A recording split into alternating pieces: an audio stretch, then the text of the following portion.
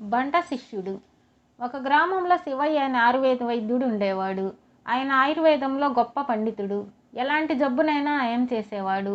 ఆయన హస్తవాసి కూడా చాలా మంచిది. శివయ్య ఉండే గ్రామంలోనే కామయ్య అనేవాడు ఉండేవాడు. శివయ్యను రోగులు దేవుడి కన్నా ఎక్కువగా చూసి గౌరవించడము, ఆయన ఎటువంటి రోగాలనైనా నయం చేస్తూ ఉండడము చూసి కామయ్యకు తాను కూడా అటువంటి వైద్యుడు కావాలని, కీర్తి గడించాలని కోరిక పుట్టింది.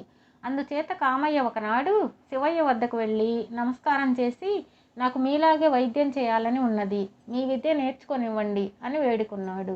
ఈ మాటలకు శివయ్య సంతోషించి, నేను కూడా పెద్దవాడినయ్యాను బాబు, ఎప్పుడైనా రాలిపోవచ్చు.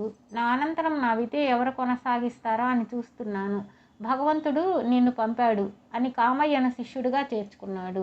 అది మొదలు కామయ్య శివయ్య వెంటనే ఉండిపోయాడు. శివయ్య తనకు కావలసిన ఔషధాలన్నీ తానే స్వయంగా తయారు చేసుకునేవాడు. శివయ్య ఔషధాలు తయారు చేసుకునేటప్పుడు కామయ్య ఆయనకు సహాయం చేస్తూ ఉండేవాడు. శివయ్య అతడికి మెలకువలన్నీ వివరంగా చెప్పేవాడు. ఒకనాడు శివయ్య కామయ్యతో సహా ఒక రోగిని చూడబోయాడు.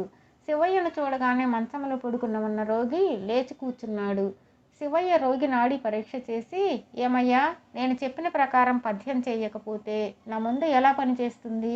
నీకు రోగం నయం కావాలా వద్దా అని అడిగాడు. లేదు బావయ్య, మీరిచ్చిన మందు వేళ తప్పకుండా వేసుకుంటున్నాను. పథ్యం కూడా మీరు చెప్పినట్టే చేస్తున్నాను అన్నాడు రోగి.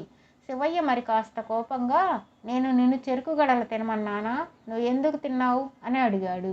తప్పు చేశాను బాబయ్య, నోరు చేదుగా ఉండి 2 గణుపులు నమిలిన మాట నిజమే అని రోగి ఒప్పుకున్నాడు. అలా మరొకసారి చేయవద్దని చెప్పి శివయ్య రోగికి మందిచ్చి ఇంటికి వచ్చాడు. గురువుగారి తెలివి కామయ్యకు అద్భుతంగా కనిపించింది.